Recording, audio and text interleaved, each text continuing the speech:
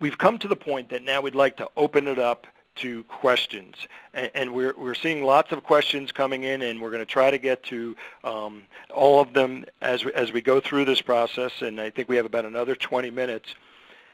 And the first question came in, and I'm going to ask David Cullen if you can answer this one. Fleet Owner recently published an article on the update of the fuel efficiency proposal for trucks. Could you provide us with an update on that? Yes, it's actually a pretty big question, a big issue, if you will. The proposal is that by 2014, the federal government would have new fuel economy, not emissions, but fuel economy standards put in place on commercial vehicles, and the standards or the rules would be created by EPA working with NHTSA, the National Highway Traffic Safety Administration. These new standards are being touted as eventually helping fleets, whereas the pollution standards helped clean the air, but they didn't really bring a payback to the fleets. But the fuel economy standards are supposed to do that. The biggest issue is that before EPA can set the fuel consumption targets, it has to figure out how to measure that consumption in a meaningful way, and then they are going to be charged with coming up with measures for different types of trucks rather than a blanket measure that you could put out there for cars, as in the CAFE standards that Detroit has to meet. So even though 2014 is not that far off, there's a lot of work that has to be done in the background before we'll actually know what these standards will be, and it will be the truck OEMs that will have to meet the standards. So they'll be relying on their engineering plus all the component suppliers, everything from tires to engines and so forth, to help increase their fuel efficiency so that they can meet the new requirements. The upshot is the fuel efficiency of trucks is expected to go up meaningfully when that's all said and done. Thank you, David. That's we knew that was a big one, and it was great answer, and we're going to definitely see more to come on that. That whole topic. You will, for sure. Yeah. The next question that we've gotten, and Michael, I'll push this to you. It's regarding price protection. What if the price goes down? Sure. I saw that question from Tina that was posted. So the price protection product offered by FleetCor is simply prepaid fuel at a fixed price. So think about it this way. If a company prepays for fuel at today's price, we put that in a virtual storage tank for them. And then when the customer shows up at the pump and redeems fuel, there's actually a test at that particular moment in time. And the test is this. Is the pump price today lower than the price of fuel that they locked in at? If the pump price is lower, then we simply save their price-protected fuel for the future. But if they arrive at the pump and they swipe their card and the pump price is higher today, then we will take some gallons out of that virtual fuel tank and apply credits directly to their fuel man statement. So it completely takes into consideration the what happens if the price of fuel goes down. Thank you, Michael. You're welcome. There's another question, and I'll ask Benton to answer this. If manufacturers are changing the mileage for oil changes, does that mean that the carrier should adhere to these or keep the changes more frequently?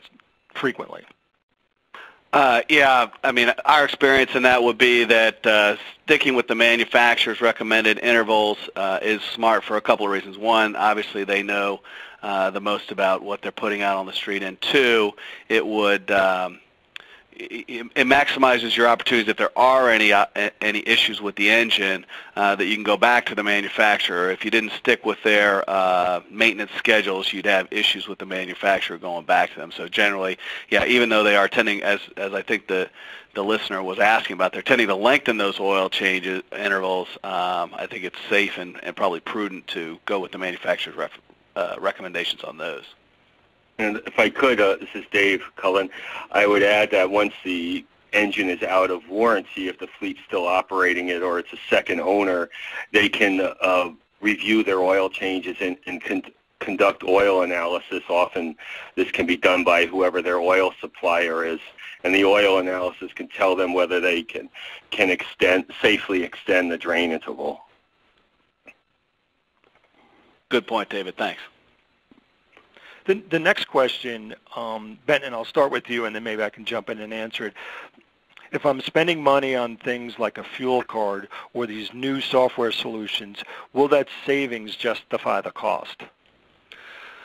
Well, every fleet, I would say, is different. It's hard to say, specifically for any given fleet, but generally we compiled this list based on our experience working with our clients, and I think fleet owners' experience in some of their work of trying to determine, what were things that fleets were implementing and what kind of paybacks were they getting those. So I would say generally the answer is yes, the savings justify the cost, but I would say, any given fleet, different of these opportunities would have different impacts and different costs of implementation. So you'd have to look at each individual situation to really make a decision on that, Paul. I don't mean to be waffly, even though it sounds like I am a little bit on that one.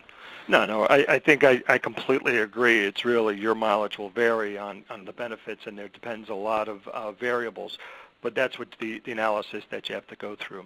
The next question, what ways could a company track if a driver was following policy or being what ways could a company track if a driver was following policies and being fuel efficient? Like a before or after look. Are there ways to look at things from 3 months from now?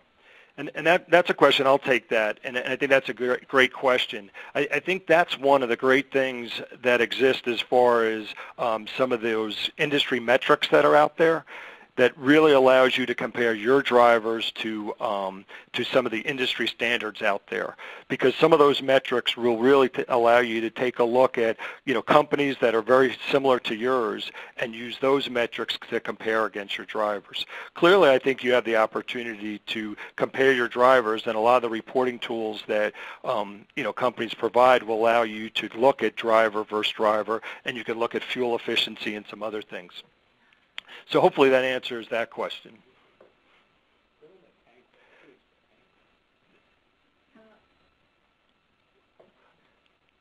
And now we're pulling up the next question.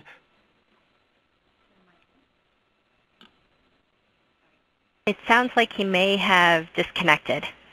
Who disconnected? Did we disconnect? I'm here.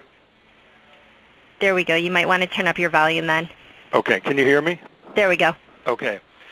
The next question,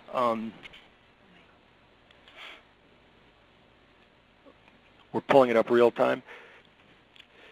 Do you have use fuel? Do you have to use fuel by a certain date? If you don't, and this is really for Michael, I'm sorry, do you have to use fuel by a certain date with this price protection? You do not with the FleetCor Price Protection product. The FleetCor Price Protection product is initially set up for a 6-month term, but if you have fuel remaining at the end of your 6-month term, we'll simply roll that forward for another 6-month term for you. So in effect, it just constantly rolls forward.